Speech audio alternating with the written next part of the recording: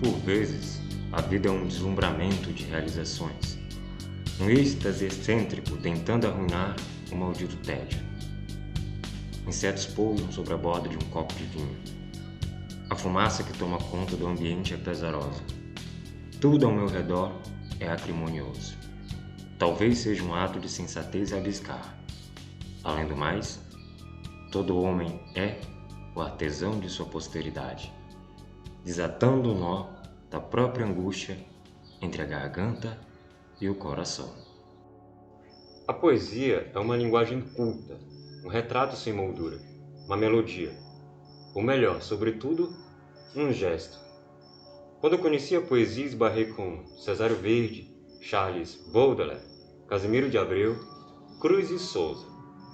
Poeta, filho de escravos que depois de apadrinhado teve uma educação formal, tornando-se um escritor que exaltou sua repulsa desprezível sobre a perversidade.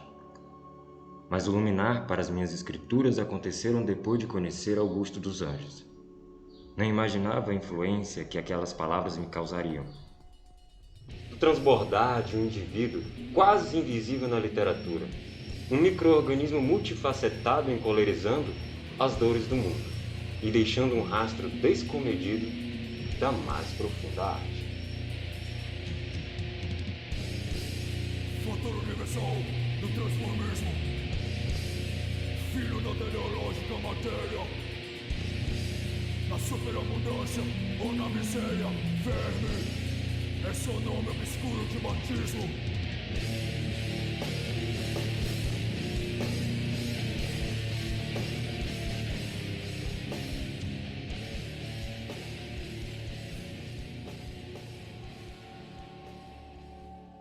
Consigo dissociar a arte da vida.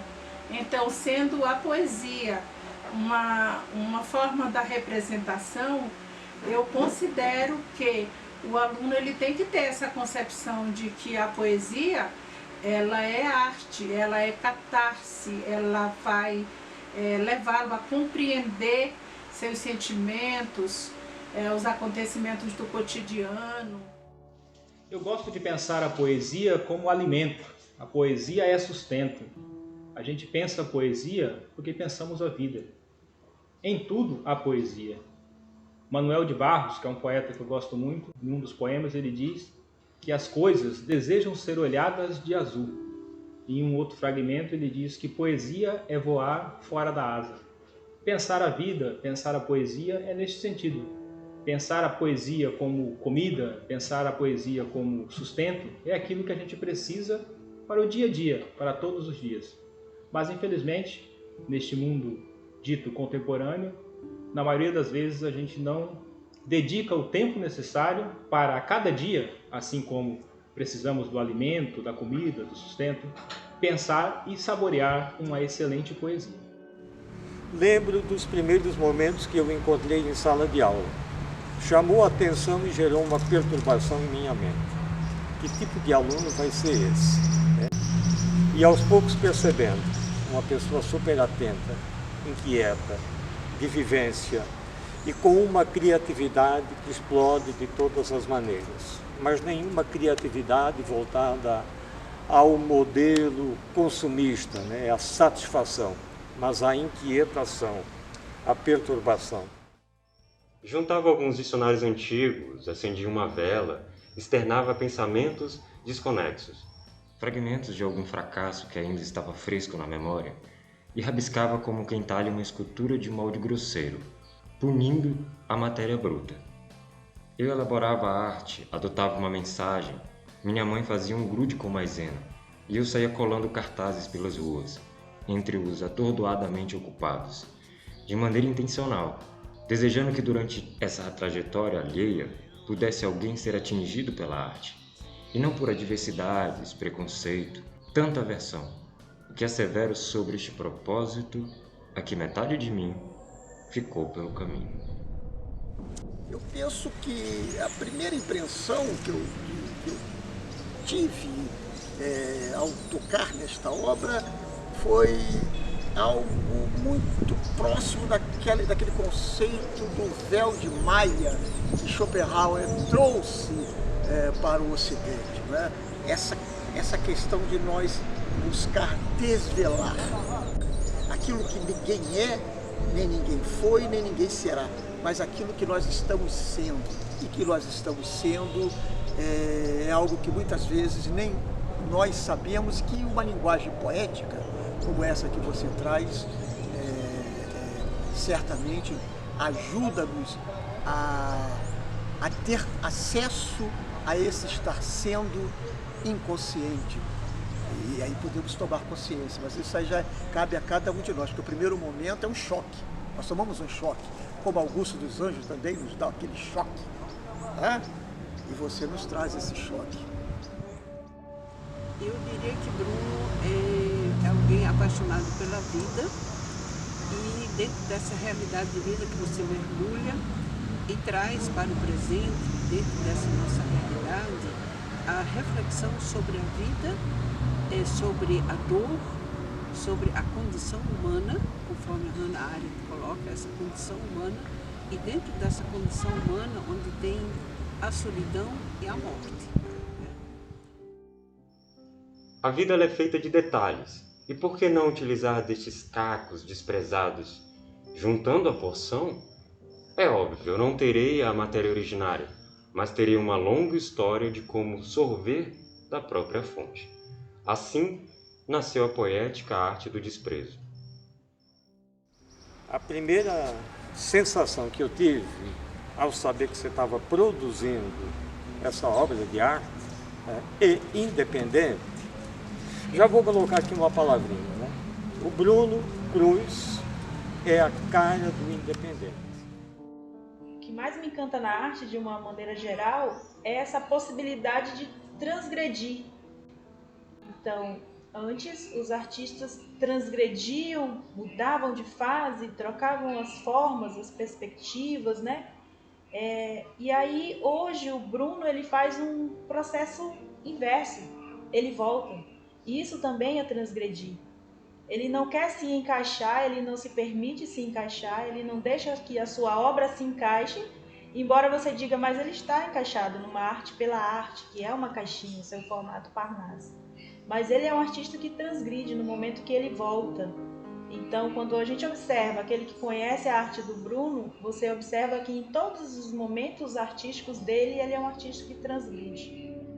À medida que nós vamos lendo, inclusive, os títulos dos seus poemas, nós estamos instigados a pensar o que há por trás de tudo isso, né? O que há por trás da carpideira.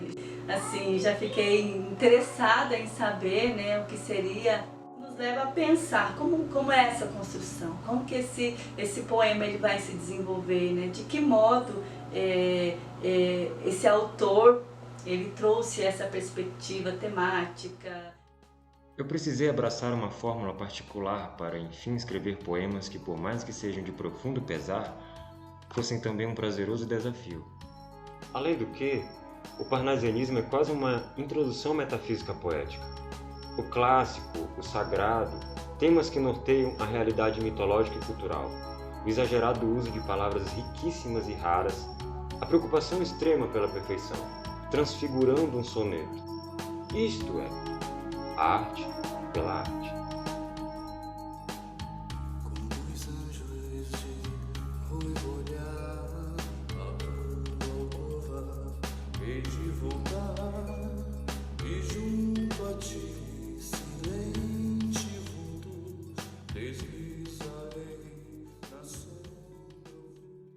Muitas vezes, intencionalmente, você escolhe uma palavra para fazer a sua composição, e aí é cada leitor que vai atribuir um sentido àquela palavra, um sentido à sua poesia.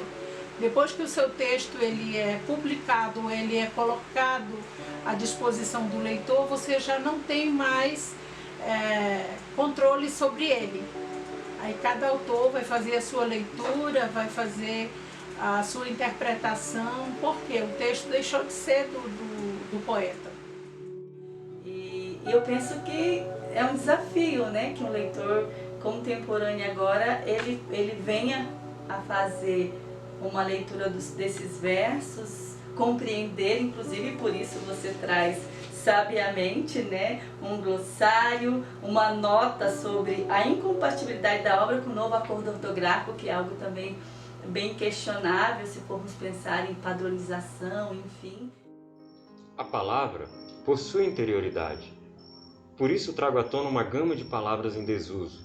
Eu noto um severo distanciamento desta atividade e não me refiro sobre os iletrados. Muito pelo contrário, conhecimento é uma dádiva extraordinariamente cativante e espero que um dia esteja ao alcance de todos. Essa transgressão do artista, especialmente nesse livro, ela fica expressa não só no texto verbal, que é a própria poesia do Bruno, mas também na capa do livro, que traz nessa semiótica essa transgressão dessa possibilidade ou de uma impossibilidade de transgredir. Aí vai ficar a critério do próprio leitor, né? Também quando vocês verem lá a fotografia, quando chama a biografia do autor, vê também essas duas possibilidades que ele traz. Então há sempre uma segunda possibilidade. O leitor é que decide por qual caminho ele quer percorrer. Essa obra com um vocabulário desafiador, com uma temática que pode ser dolorida, com uma temática que é reflexiva, em que você expõe seus sentimentos, suas expectativas, seu aguçado senso crítico, e sua capacidade criativa. Campo Sanctus. Pesaroso caminhava rumo ao ignoto profundo. Pouquíssimo gebo, um filosofastro e longânimo, como aquele inócuo que nunca perde o ânimo, mesmo que sua lamúria ainda abrace o mundo. E misericordioso és tu, meu futuro horrível, Nequícia e Inane, como um coração preto, que nem mesmo este magnânimo soneto enturvado o deixaria menos putrescível. Que coisa interessante. É um Augusto dos Anjos manifestado, eu diria. Quando a primeira vez que eu abri, que ainda é só o que a gente chama da boneca do livro, que não é a versão final, porque ele faz esse mistério todo, né? Até para os mais próximos de não termos acesso. Mas olhando assim já para aquilo que ele nos mostra, você volta. E a possibilidade de voltar, de ter o contato com uma obra que te joga para anos, para um século, para mim foi um impacto maior. Existe um profundo hibridismo aqui nesses espaços, né, de uma tradição, da arte como um todo, como um lugar. E assim, é importante a gente pensar nisso, né, quando tem aquela frase comum, né, não julgue o livro pela capa, mas a capa também nos desafia. Então essa capa desse livro me desafia a pensar, né, o que está para além disso? O que eu vou enxergar aqui, né? Qual é a intensidade que há, como o próprio autor coloca aqui, né? Para eu pensar esses imaginários da poesia a partir dessa imagem. Então, eu achei fantástico. Você é uma pessoa de alto astral, porém você reflete a solidão humana. E isso é muito interessante, isso perpassa aqui nas poesias. E a poesia é uma forma sutil, uma forma com arte, né? A poesia é arte, uma arte de construção, é uma arte de refletir sobre a vida e onde você coloca a beleza da realidade, mas coloca também a tristeza da realidade. Um artista de múltiplas faces, né? Agora lança mais uma obra. Ele que é um artista que eu conheci ele através dos desenhos, das pinturas, das gravuras que ele fazia no sarau da Faculdade Católica de Rondônia, quando ele iniciou o curso de filosofia. Agora nos presenteia com mais uma bela obra, revelando aí a sua veia poética, sua veia da poesia. Eu ainda não li todos, pesados leitores, não li todas as poesias, né? Estou começando, mas a expectativa é muito grande. E espero que toda pessoa que tenha possibilidade se deleite, se deixe perturbar, inquietar e se encantar também por essa obra. Uma honra ter sido seu professor.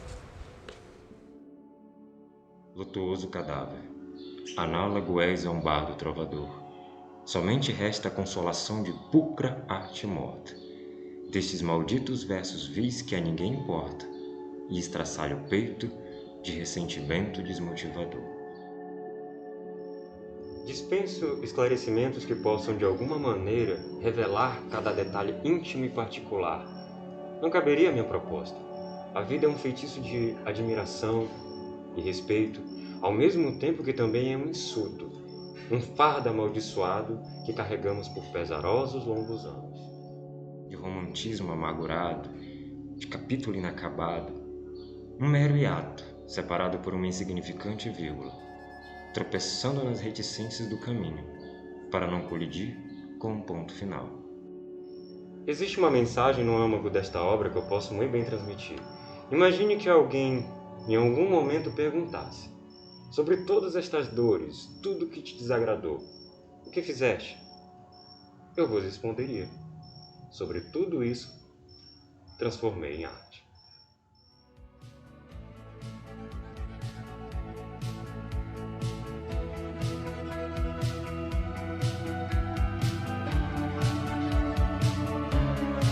Have